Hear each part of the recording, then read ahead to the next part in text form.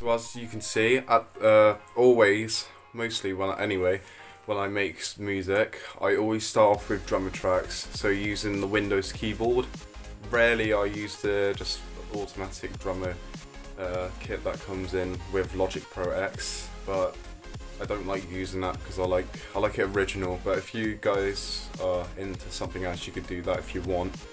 But that's how I do it. That's how we're gonna do it today because my video. Why not?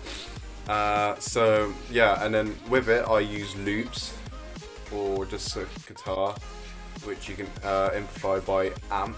But just for today, we'll just use some loops. So as you can see, right on the right, there's like loads of loops you can pick from over like I don't even know, mostly over 200 or more.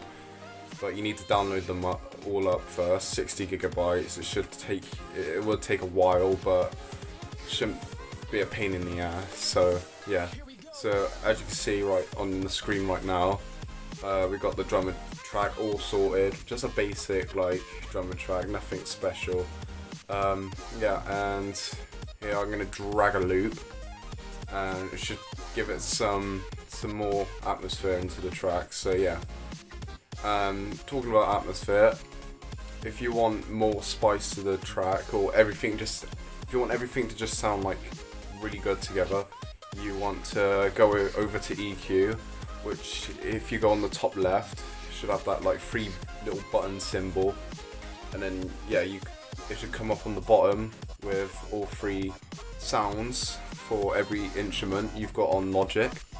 Yeah, so you go on the top, which has EQ, as you can see on there. You can, right on the bottom, you can add distortion, reverb, anything on there, to be honest. Like, there's loads.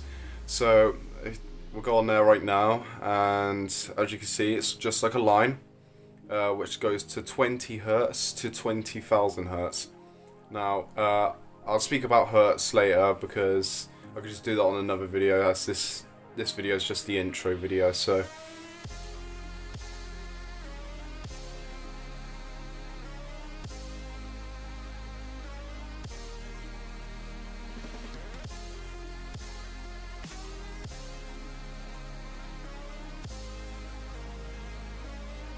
as you can see, you got the top shelf to the low shelf on EQ. I'll put it on the screen what all of them are called, so you got a better picture. So I'm gonna drag my mouse and put it to the point where the most volume's coming out and to the least. So as you can see, I want personally for a drum to be overpowered by bass on this one. But if you want the hi-hat to be more powerful, you can easily do that. Just go higher in the hertz because it's not very bassy at all. So yeah, you want it around the 1 to 2,000 hertz mark really.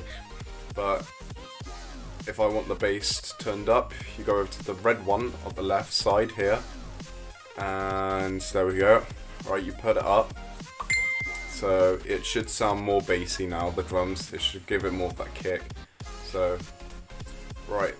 So now we got EQ, the loops. Now the loops, I don't find you have to EQ that much. But obviously if you're going to change other tracks like the drums and stuff, you'd want to do that. So over here, right there we go, the loops. So you could do any of these, by the way. It doesn't just have to be loops and drums. You could do bass, you can do piano, you can do anything. So yeah, so here we are. So for loops, guitar especially, piano, light piano anyway, I'd like to turn at the like mid-range, high range of the hertz until like just below 4,000, so like nice sound, so it goes well with the drums.